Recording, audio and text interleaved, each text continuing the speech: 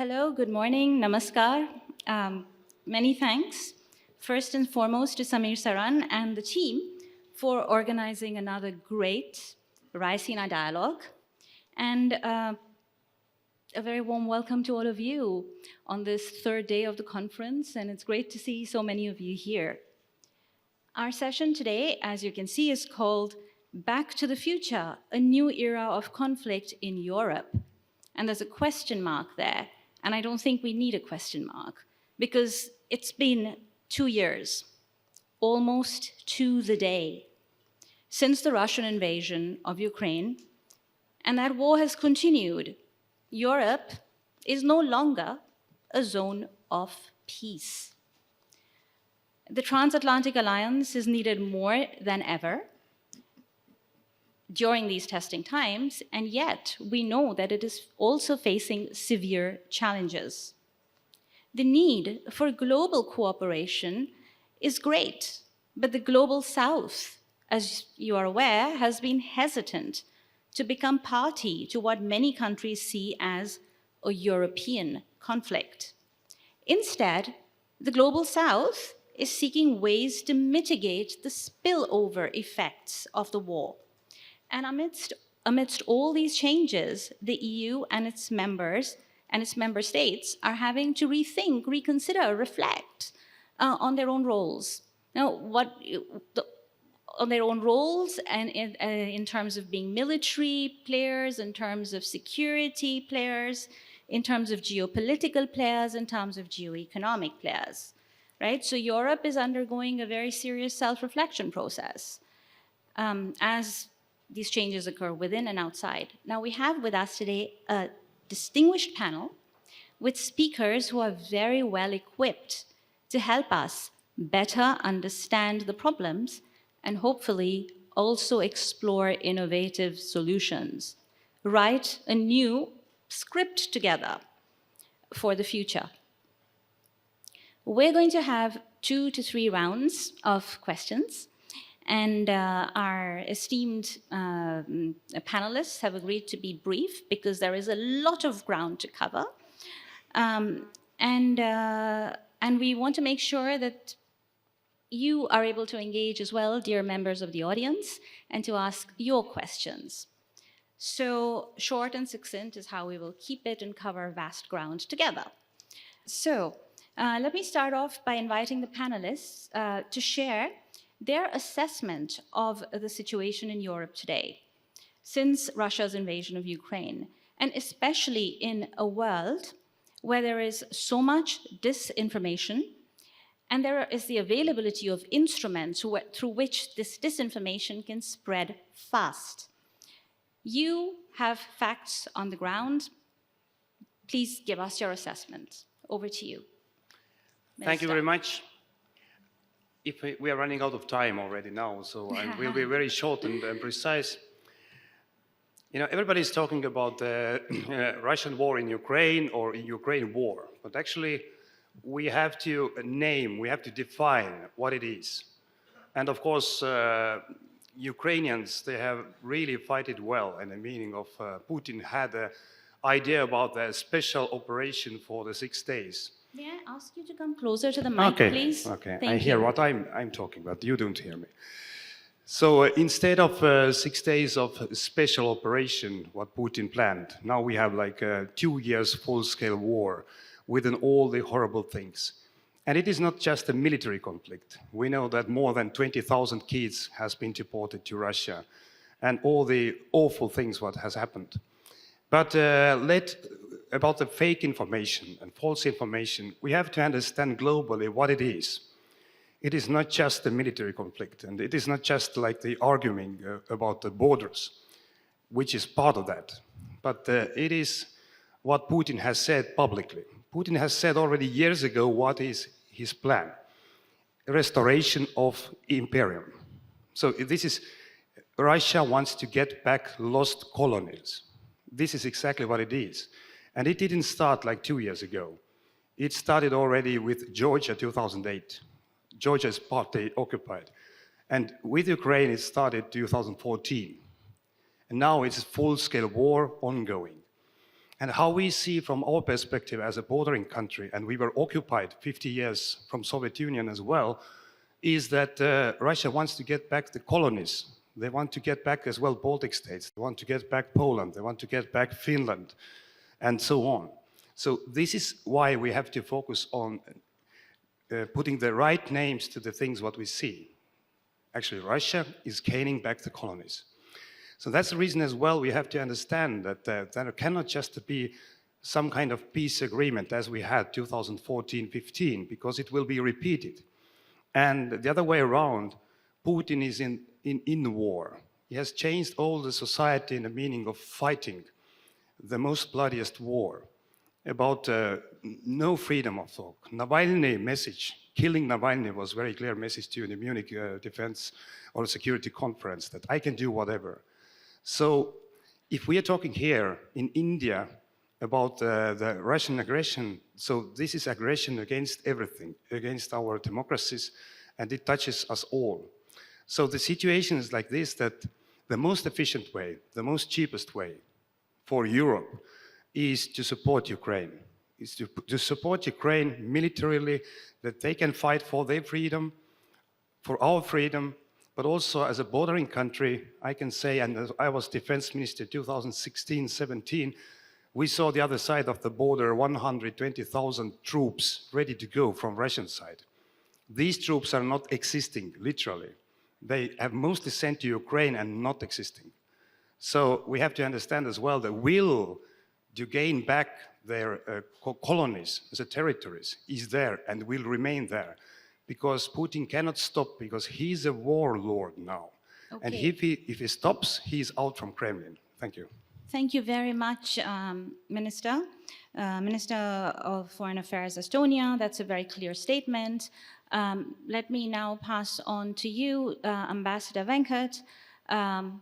Perhaps you would care to respond and also give us your assessment. Yeah, so this is an assessment, of course, we are giving from afar, from India. This has been a war of surprises. It began as a war of maneuver. It's now a war of stalemate, of attrition, of exhaustion of military resources. But it's a stalemate that is seen as moving in Russia's favor, marginally. Is it an irreversible Russian military advantage? I don't think so. There are many imponderables in the conflict. Ukrainian resistance is still very strong. European support, $52 billion was put together. European unity on Ukraine is still strong, but it is taking more and more effort to put that unity together. NATO unity is there. There is a debate in Washington that is brewing to an extent that we will wait to see.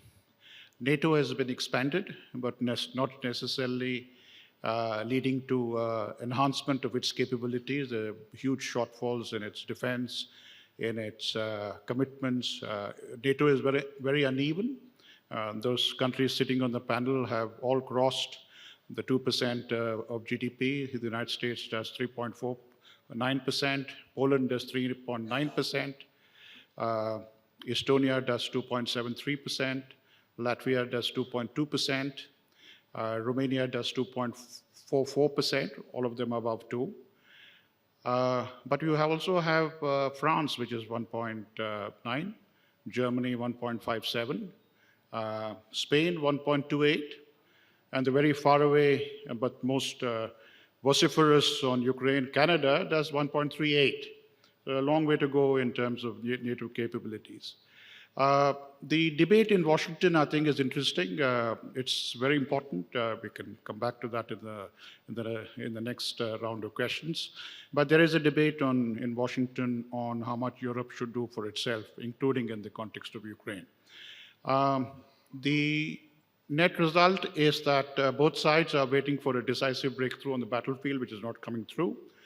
Ukrainian war aims are still absolutist, return of Russian territory, reparations, the International Court of Justice and international accountability in terms of international law. Russian war aims are denazification, demilitarization, and the incorporation of the 4 provinces that Russia has claimed as part of its territory. So the prospects for immediate peace are slim. We need to see this through. There is a larger disequilibrium taking place. I think the political economy of Europe is changing dramatically. The era of cheap Russian gas, ample Chinese markets, and cheap American security, that era is over. Europe needs to reboot. The disequilibrium on the international stage, a weak Russia and an overextended United States works to China's advantage. That is a matter that we watch very carefully here. Europe is entitled to its outrage. I think there is understandable reasons for that, but outrage is never a basis for policy. And I think we need to see how Europe looks at Russia in the long, medium, and long term. We still need to hear a coherent long-term view on Russia. Europe is entitled to its strong feelings on Russia, but Europe is not entitled to its own facts of geography. Thank you. Okay, thank you very much, Ambassador Venkat. Now let me hand the floor over to the Minister of Foreign Affairs of Romania, Ms. Odobescu. Over to you. Good morning. Let me start by recalling the facts. So 2 years ago, Russia invaded Ukraine. Russia invaded a sovereign country, our neighbor. This was unexpected, unjustified, unnecessary act of aggression. This is an act that points to imperialistic views of Russian leadership, who believes that, territories of a sovereign state can be taken over under the excuse that at a certain moment in history they were under Russian dominance. Yes, unfortunately, the war is back in Europe, and we are all affected by this. We couldn't stay and doing nothing. We had a moral responsibility to act, because doing nothing helps the aggressor, the oppressor, never the victim. So it was our moral duty to help Ukraine, also replies to the history lessons, and our obligation to support our neighbors. And yes, Romania is directly affected. We have the longest land border with Ukraine. It is our neighbors. We face over 6 million of refugees crossing the border with Romania. The war is practically 500 meters far from the Romanian borders. When Russia attacked the civilian infrastructure and the storages over the Danube, practically is 500 meters far from Romania. And we had, since September, 5 incidents with Russian drones which hit the Romanian territories. And unfortunately, the Black Sea is not anymore a peaceful sea, because we have a war in the Black Sea. Mines are floating in the Black Sea. And this is why it's so important to exactly say this. Yes, the war is back in Europe. We didn't expect, but we have to help Ukraine. Because now we are going back to an era we thought it was far away behind. So this is the situation in Europe now. This is why it's so important to help Ukraine. And because when someone has this kind of attitude and ambitious, someone else, state or non-state actors, are watching carefully. And why not me next time? So this is very serious. It gives reasons to others to act in a similar way. This is why it's our responsibility to support Ukraine. And this is what my country did and will continue to do it until Ukraine's victory. It's important because this war is not only about Ukraine, it is about our principle, about our values, about the fact that our neighbor was attacked over the night. So this is why it's important to explain to our partners what is the situation, what are the consequences on all of us. Okay, Thank you. Thank you very much, Minister. So that, again, we've heard normative reasons, we've heard strategic reasons, we've heard a very personal account of how close the war is to the country to Romania in this case, right? And so now I think it's very opportune now to hand the floor over to you, the Deputy Minister of Ukraine, please. Thank you very much. Being a Ukrainian, it's, tough to talk about the war in Ukraine because we take it very personally. Again, will you move closer to the mic? Or move it closer? Yes, and I just want to say that it's not the 2 years of Russian aggression, we consider 10 years. Because we are counting the aggression since 2014 and the occupation of Crimea. It's that the last 2 years we have full unprovoked aggression of that high intense. But what are the facts? I will add some facts to that. So after 2 years, Ukraine is still fighting. We are standing. Yes, we recently lost a little bit territories because of the shortage of ammunition and air defense and other type of weapons, but it's tactical. In generally, in 2022, we liberated almost 50% of the recently occupied territories. In 2023, we considerably diminished Russian ability to maneuver in the Black Sea, and therefore we secure the grain corridor because around 400 billion people around the world depends on Ukrainian grain, and we are still providing it. So despite the war, we are still contributing to the world food security.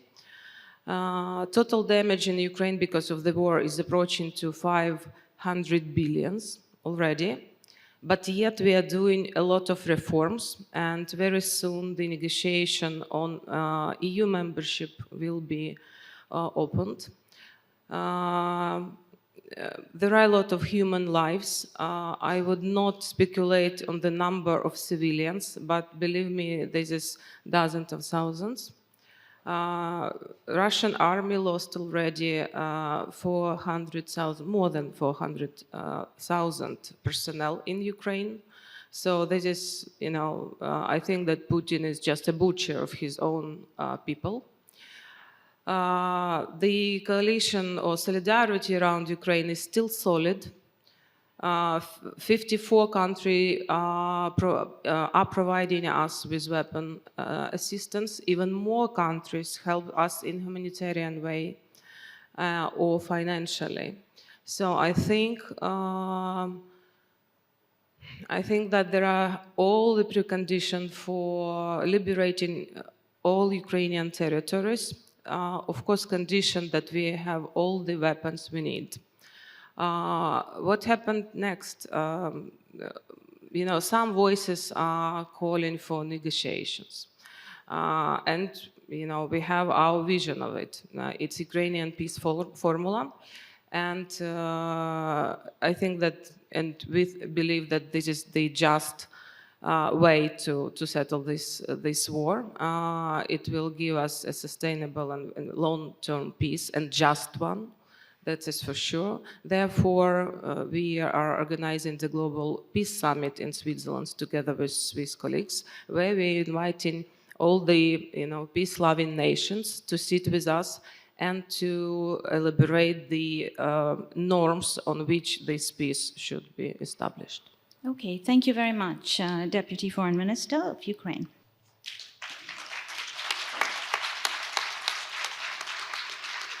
And you have the final word in this first round, Foreign Minister of Latvia. Thank you very much. Imagine you're living on a street and you're looking out the window and you see in your neighbor's apartment someone hits out the window and is going in. They're going to rob the apartment. So what do you do? So there could be a number of reactions. Maybe someone is young and healthy and strong. They run outside and they try to stop the person themselves. Maybe someone doesn't feel that they're that strong. They take the phone and they call the police. Maybe someone doesn't have a phone, or the phone is, the battery is dead. So you open your window, you start shouting, "Hey, stop that, stop that." Maybe someone else has a dog and tells the dog to bark and bite. And maybe someone else says, "Oh, it's not my apartment. I don't do anything." And what we have in Ukraine is a very simple situation. Russia is violating every possible international law in an inhumane way, trying to annihilate a neighbor. And what we are doing in the world is one of the above. So some feel big and strong, and they are trying to help in a very serious way, giving weapons. Maybe others don't have the big weapons, but they have the money, so they're giving the money. Maybe others don't have so much money, but they give the support. They condemn Russia, so votes in the United Nations, for example. And I think that what we have to understand is that the war in Ukraine is not only concerning Russia and Ukraine, which to many countries may seem very far away. It's not my apartment. But what it is, it's a very fundamental principle of the way of life which many of us enjoy because of international law under the UN Charter. And then the question is, do we think it's important to uphold international law and to stand up for Ukraine so that they can win and get the thief out of the bedroom? Or do we say, let's let international law slip there, it won't affect me? And my message is, unfortunately, it will. In one way or another, the ripple effect will affect everyone in this room, every country around the world. So what we have, I think, is a civic duty as people coming from countries that believe in the rule of law, in international law, to do everything in our ability to help Ukraine. So my country, we give weapons, we give money, we give humanitarian aid, 1% of GDP. For my people, it's not a question. But everyone can do something, because the only real solution is that Russia loses the war.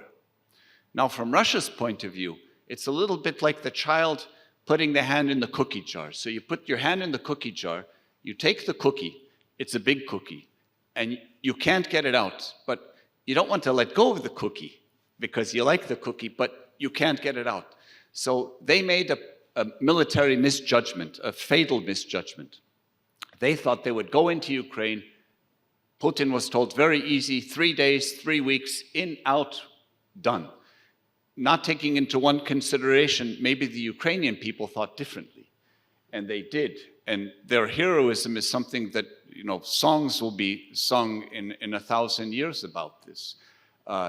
And they've run into a real problem. But Putin also feels that he can't just pull out, surrender, so to speak, easily, because then at home, he's built his political career not as a Democrat, but as an autocrat strongman.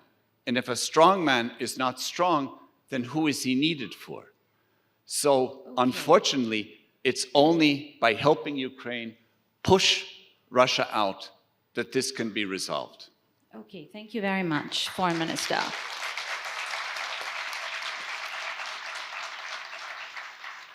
So now I will sort of perhaps move in this direction, back, from you. And I'm going to combine two sets of questions because all of you from the Baltic states have made a very clear case on why there has to be pushback. Right? There are good, if you've talked about democracy, you've talked about international law, you've talked about strategic concerns on your borders and the ripple effects, right? And we've also heard from Ambassador Venkat how the world has changed, that this conflict is not going to end anytime soon. And, NATO, yes, it's expanding, but there are problems within NATO. So I'm going to combine two sets of questions. You pick and choose what you would like to cover. Again, keeping your answers succinct so that we can get questions from the audience as well.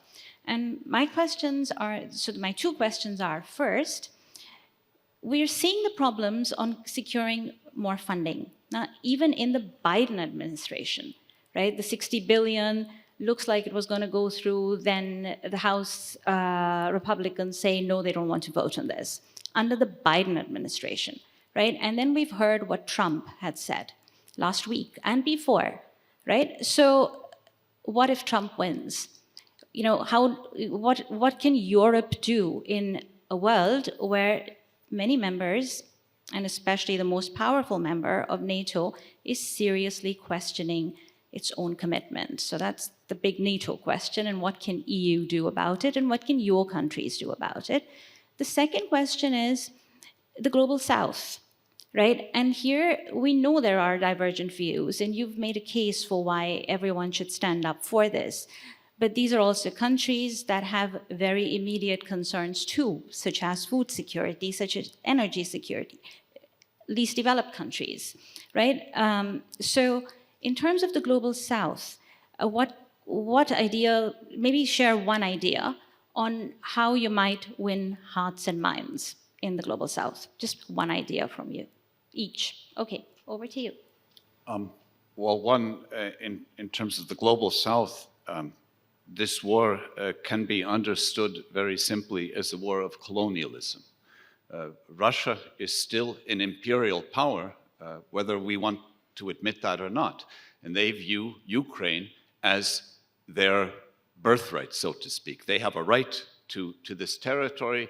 They deny the Ukrainians are a separate people, a separate language, a separate culture, a separate identity, and they're willing to kill all of them to prove the point. We've seen this, many countries know this from their own history. Well, this history is still living, unfortunately, in Russia today, and the object right now is Ukraine, but that's the way I see this.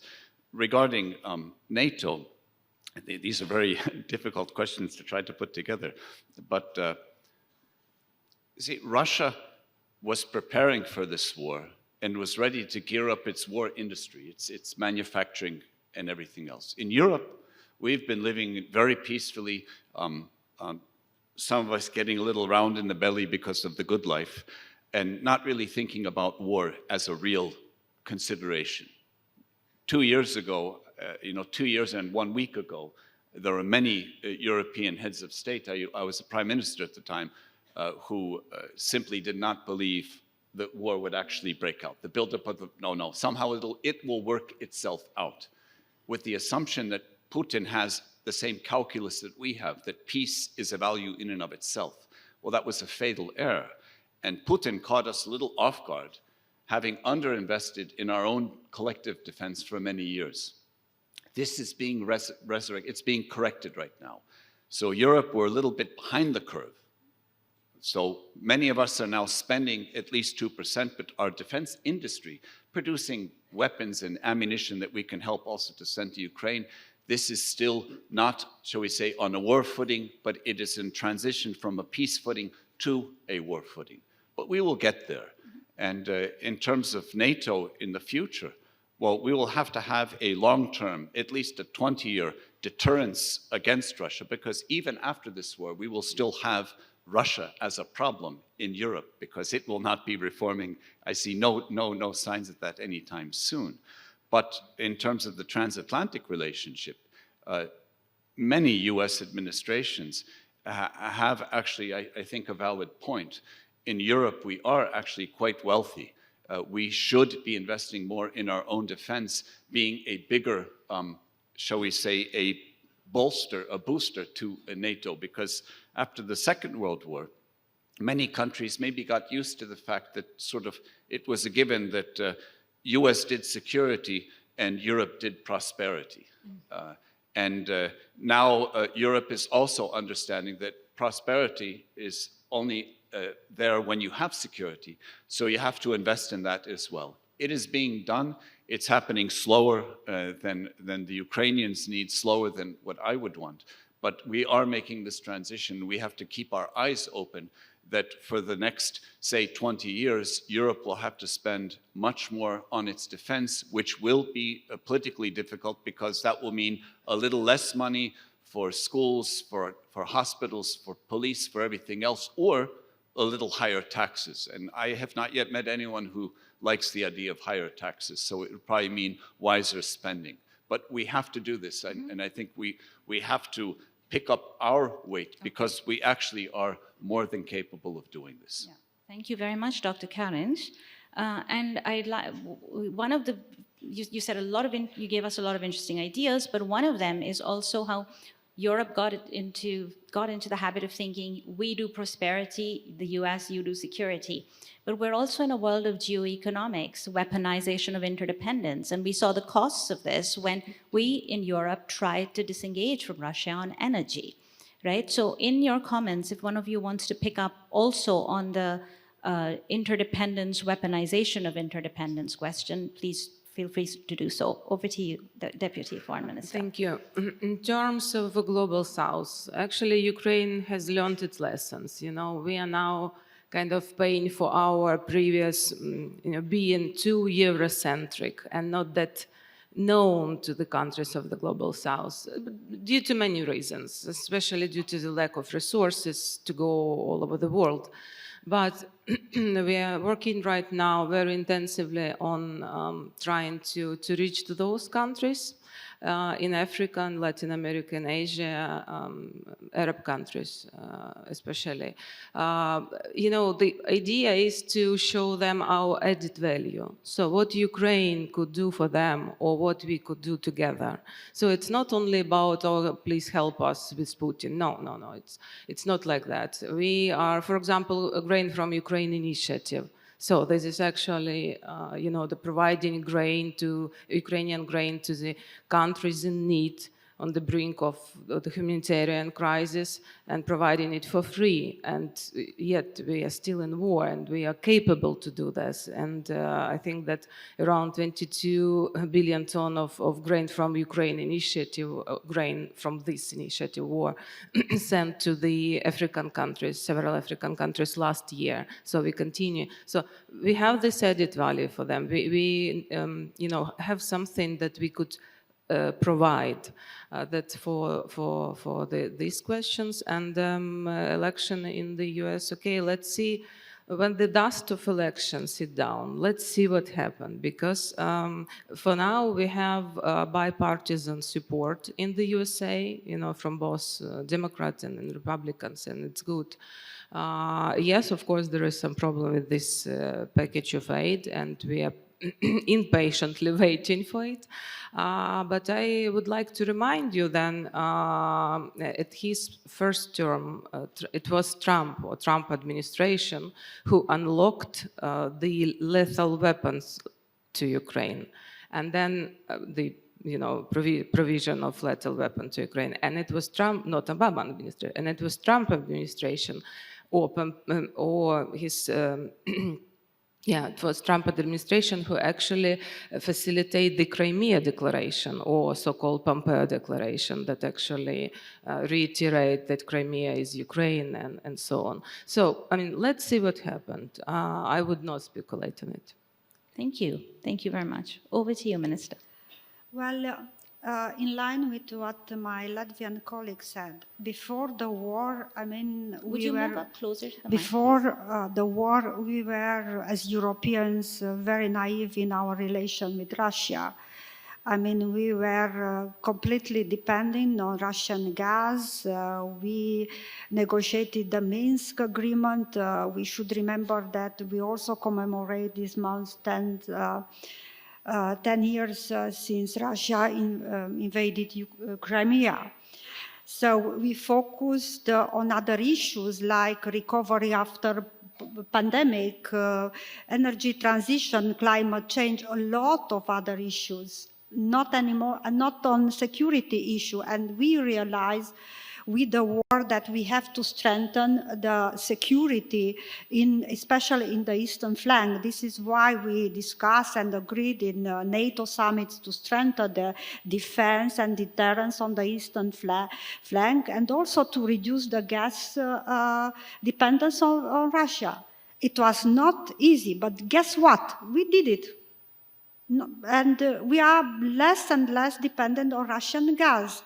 So we can do it.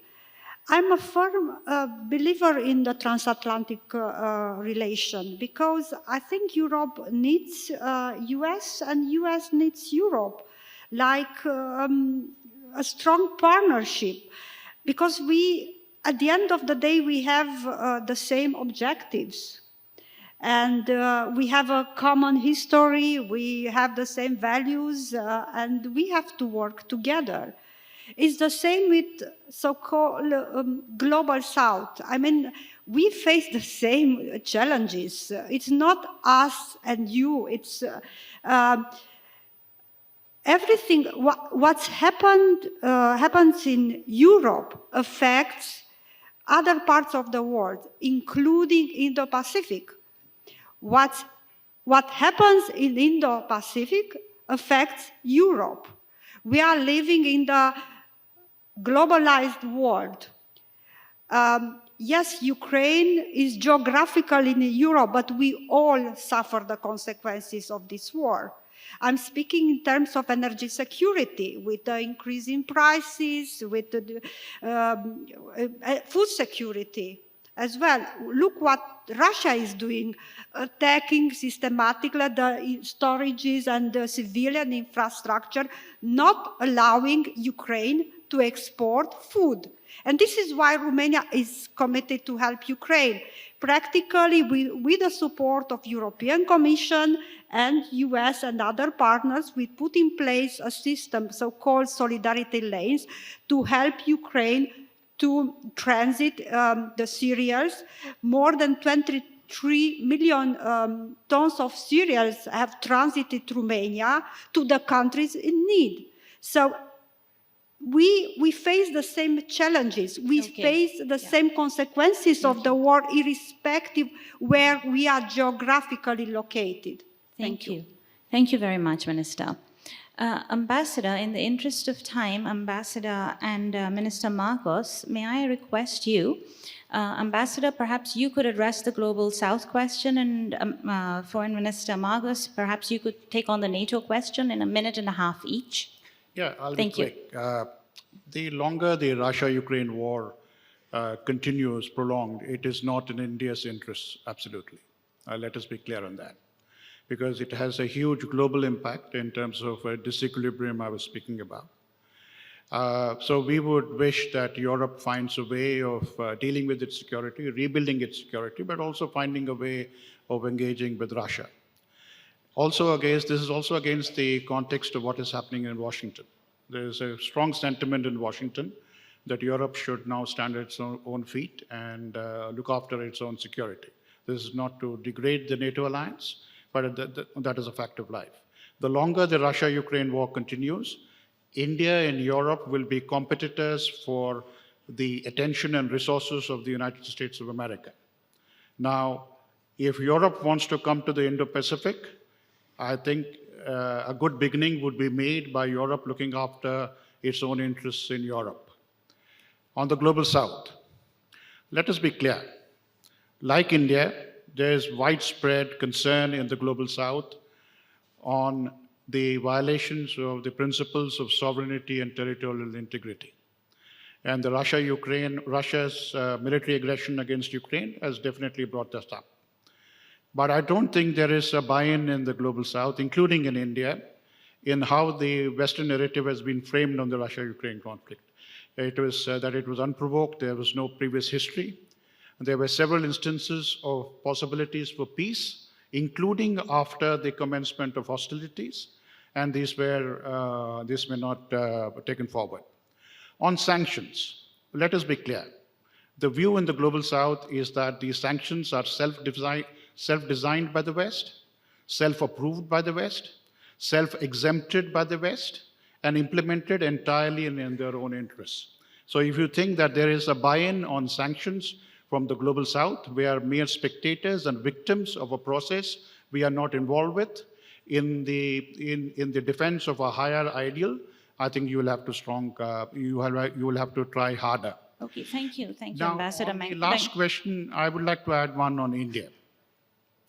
On the G20, I think if there is a common denominator of a sentiment on the Ukraine conflict, which includes a strong sentiment from the Global South, I think the statement that was issued in the G20 final document, I think, is a very good common denominator, and it's a measure of India's success, successful diplomacy in the G20 summit. Thank you. Thank you, Ambassador. Foreign Minister, a minute and a half on NATO, please. Thank you. On NATO, Trump. I was defense minister when Trump became first-time president, and everybody was worried what will happen. And I agree with our Ukraine colleague that let's wait. It's campaign right now. Let's wait what will happen, because Trump is not alone, all the US. So actually, when Trump became first-time president, our region gained more troops, more weapons, more tanks, and more military support and money. Second, about NATO. NATO is strong. NATO is solid, more prepared than ever before in our region. I can assure that, because I know that. So this is the case. But it's clear that the European side, these countries who are not putting 2% of GDP in, they must pay. And actually, it was Trump's message as well, if I translate it. We must pay, exactly now. Estonia is putting 3.2% of GDP in. So we must understand, we must invest. And the third is that we have to deal with renewing the European security architecture. It is clear it doesn't work. The principle of neutralities, as we call it, gray zones, it doesn't work. It's like a green light for Russia. And the best proof is, of course, Ukraine, and we are in a clear position. Ukraine must become a full member of NATO. NATO is the only working security guarantee. No other assurances, bilateral or trilateral, they doesn't work. They haven't worked and they will not work. Business as usual never turns back. And the best proof of that is that Finland joined the NATO, but Finland is a bordering country. But Swedish people decided to join NATO after more than 200 years of neutrality. So then you can feel as well what our people are feeling about the threat from Russia, so in Europe. So that's the case. NATO security guarantees, invest more. Let's run the elections in US. Whoever wins, US will remain, because it is existential question for US society as well. And of course, it's unfortunate that US has not this political will right now to deliver $60 billion support to Ukraine, but European Union did it. Okay, 50 billion has done. Thank you. Thank you very much. We hear you, Minister. Okay, so we have time for two questions. One to you, please, Ambassador, and I want to offer one to the Raisina Young Fellows and the lady over there. Raisina Young Fellow, come up. Thank you very much. I am Yasemin, an academic from Turkey. The positions have been taken by the countries from Global South, such as Turkey or India or Brazil, towards the Ukrainian war, have been conceived as kind of Cold War bipolarity, like as if it is a war between democracy and authoritarianism. But don't you think it is more like fragmentation rather than polarization? And also, do you think the conflict in Ukraine, or this kind of conflicts among superpowers, becomes an opportunity for countries, for emerging powers in the Global South, to demonstrate their own relevance and ability to make independent decisions? Thank you. Thank you, and we'll take the second question, please. A comment to Ambassador Verma and a question to the Romanian Foreign Minister, with whom I've had WhatsApp conversations, but I have only met today. First, to Ambassador Verma, the best way to think about the Russia-Ukraine war is to think about August 1990. In August 1990, Iraq invaded Kuwait, claiming that Kuwait was a 19th province of Iraq, and arguing that it was provoked by Kuwait's refusal to raise the oil price to give more money to Saddam Hussein. Kuwait had no defense agreement with any country in the world. It invoked UN Article 51. 75 countries, more or less, came to the support of Kuwait. No one in what was then styled the Third World, now called perhaps the Global South, opposed Kuwait's desire completely to recover its sovereignty, with the single exception of Yasser Arafat's Palestinian Liberation Organization. That's the way to think about this conflict. And by the way, to his credit, George H.W. Bush had no long-term vision for Iraq. He just had the objective of helping Kuwait recover its sovereignty. It's Russia's obligation to have a long-term vision for itself. And my question to the Romanian Foreign Minister is that Jens Stoltenberg, the Secretary General of NATO, has repeatedly said that NATO will defend every inch of NATO's territory. Does that include its maritime territory? And if it does, given that Romania does not have full sovereignty over its maritime coast because of Russian mines that are laid there, might you ever give consideration to at least talking about the invocation of Article 5 at NATO to protect your maritime borders? Because freedom of the Black Sea depends on you being able to protect your own coastline. And an open Black Sea would mean that the number one importer of Indonesian wheat in the world, Egypt, and the number two importer of Indonesian wheat in the world, Indonesia, will be able to maintain their food security. So that's a food security interest that the Global South should be supporting. Thank you. Thank you. So there are clear questions to Ambassador Varma and Foreign Minister of Romania. And the first question, who would like to answer from our Raisina Young Fellow of our panelists? Why don't you start and one of you can answer the other one?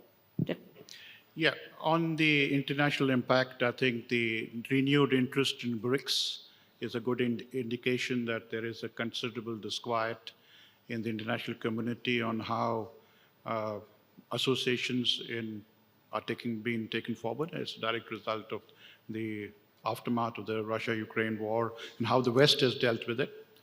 On the question from Dr. Chapman, I completely understand your outrage, but I come back to my original point that outrage is not policy. Thank you. Foreign Minister of Romania, please. Well, the Article 5 is the core principle of NATO alliance, and I think our objective now on the eastern flank is really to strengthen the deterrence and defense posture in the region, in the Black Sea, and we are working with our allies, with US, with France and other partners in order to strengthen the capabilities and to increase the military presence on our territory.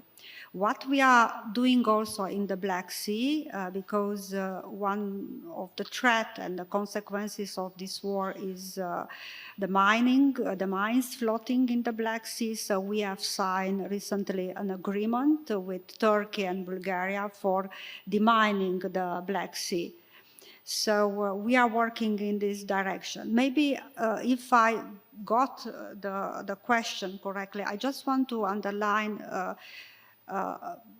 or to answer the first question. So the way also we see this war, as I said it, when someone bluntly violates the international rule-based order, the humanitarian law, everything, this is carefully watched by other actors, state or not, non-state actors, having revisionist ambitions or disruptive intention. So as simple as that. Thank you so much to Please the join entire me. panel. Please applaud them. A fantastic conversation this morning. If I could request the panelists to please join us up on stage for a quick photograph.